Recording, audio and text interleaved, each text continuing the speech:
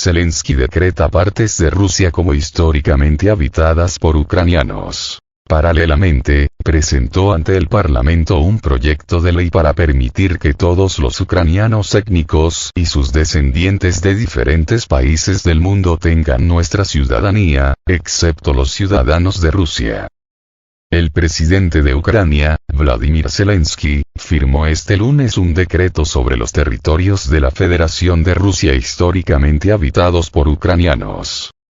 En el documento, el mandatario ucraniano acusó a Moscú de tratar de destruir la identidad nacional, oprimir a los ucranianos y violar sus derechos y libertades en tierras históricamente habitadas por ellos, que abarcarían el actual territorio de la región rusa de Krasnodar y las provincias rusas de Belgorod, Briansk, Voronezh, Kursk y Rostov.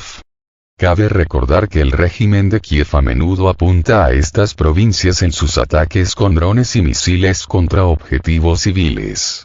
A finales de diciembre del 2023 más de 20 civiles fallecieron y más de 100 resultaron heridos tras un bombardeo contra Belgorod, incluidos varios menores. En su decreto, Zelensky ordenó que el gabinete de ministros desarrolle, con la participación de expertos internacionales, un plan para preservar la identidad nacional de los ucranianos, incluyendo a aquellos que residen en las regiones mencionadas. Además, el documento exige examinar el tema de crímenes presuntamente cometidos contra ucranianos que viven o vivieron en los territorios en cuestión a causa de la política de rusificación forzada, la represión política y las deportaciones de ucranianos. Al mismo tiempo, el decreto solicita intensificar el trabajo para contrarrestar la desinformación y la propaganda de la Federación de Rusia sobre la historia y el presente de los ucranianos en Rusia, así como preparar y divulgar materiales sobre la historia de más de 1000 años de la formación del Estado ucraniano, las conexiones históricas de las tierras habitadas por personas de etnia ucraniana, con formaciones estatales ucranianas en diversos periodos históricos. Comentando el decreto, Zelensky dijo que se trata de la recuperación de la verdad sobre el pasado histórico para el futuro ucraniano.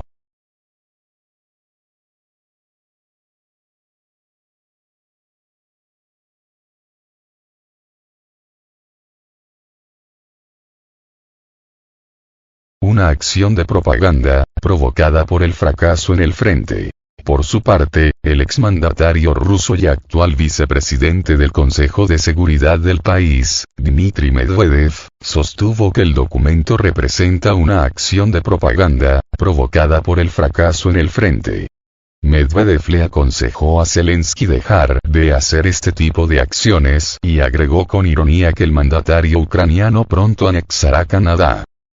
El dirigente ucraniano también destacó la necesidad de que Rusia cumpla con sus obligaciones internacionales de garantizar a los ucranianos que viven en sus territorios, los derechos a la educación en lengua ucraniana y su libre uso, los derechos civiles, sociales, culturales y religiosos, el acceso a los medios de comunicación en lengua ucraniana y el derecho de reunión pacífica.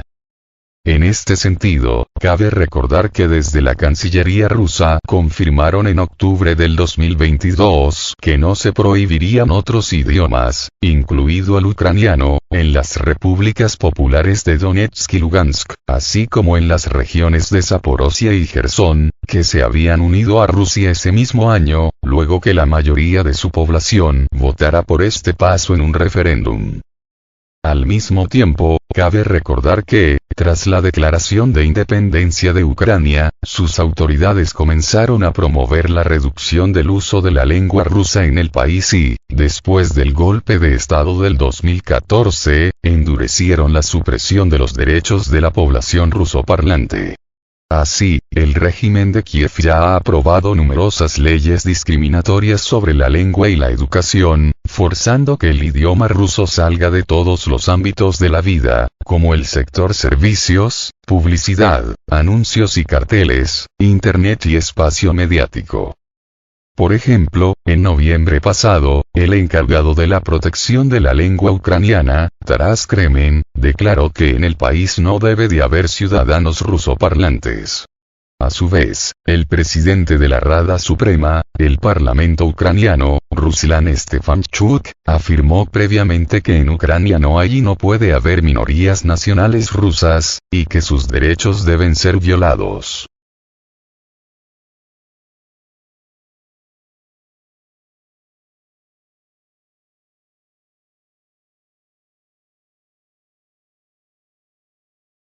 Mientras, la Iglesia Ortodoxa Ucraniana Canónica, UPS, dependiente del Patriarcado de Moscú, ha sido objeto de persecución por parte de las autoridades ucranianas durante los últimos años. Desde el inicio del conflicto con Rusia, expulsiones de clérigos y registros, así como agresiones, se han reportado en diversas regiones de Ucrania e incluso han llegado a la sede principal de la UPS en la capital. Mientras tanto, Zelensky promociona la cismática Iglesia Ortodoxa de Ucrania, TSU, que recibió la autocefalia en enero del 2019 de manos del patriarca Bartolomé de Constantinopla, durante el mandato del presidente Piotr Poroshenko. Proyecto de ley de ciudadanía múltiple para todos, excepto los rusos. Este mismo lunes, el presidente ucraniano informó de que presentó ante la Rada Suprema un proyecto de ley que introduce la ciudadanía múltiple. Según el propio Zelensky, esta legislación permitirá que todos los ucranianos étnicos y sus descendientes de diferentes países del mundo tengan nuestra ciudadanía, excepto los ciudadanos de Rusia. Actualmente, el artículo 4 de la Constitución de Ucrania prohíbe poseer doble nacionalidad y establece la ciudadanía única. Los motivos para adoptar y renunciar a la ciudadanía ucraniana están determinados por la ley.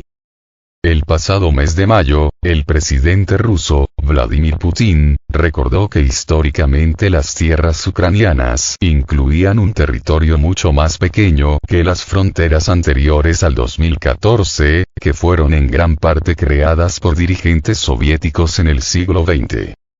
Estas tierras eran simplemente parte de la mancomunidad de Polonia-Lituania, y luego pidieron formar parte del Gran Principado de Moscú. Y entonces, tras la Revolución de Octubre 1917, empezaron a formarse formaciones cuasi estatales. Las autoridades soviéticas crearon la Ucrania soviética. Antes de ese momento de la historia de la humanidad no existía Ucrania, explicó.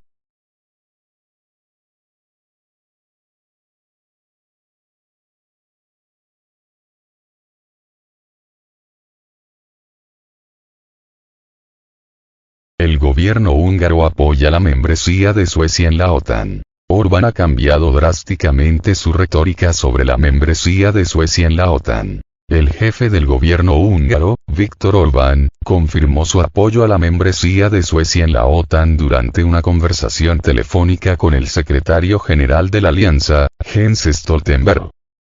Viktor Orbán dijo: "He confirmado que el gobierno húngaro apoya la membresía de Suecia en la OTAN". Hungría demuestra así su posición sobre la cuestión de la ampliación de la Alianza del Atlántico Norte. El primer ministro también añadió que instaría al Parlamento húngaro a votar a favor de la entrada de Suecia en la OTAN y completar el proceso de ratificación en la primera oportunidad. Jens Stoltenberg, tras una conversación con Orbán, afirmó que el gobierno húngaro apoya inequívocamente la entrada de Suecia en la alianza. El secretario general de la OTAN expresó su esperanza de que la decisión sea rápidamente ratificada por el Parlamento húngaro y señaló: "Espero con interés la ratificación tan pronto como el Parlamento se vuelva a reunir".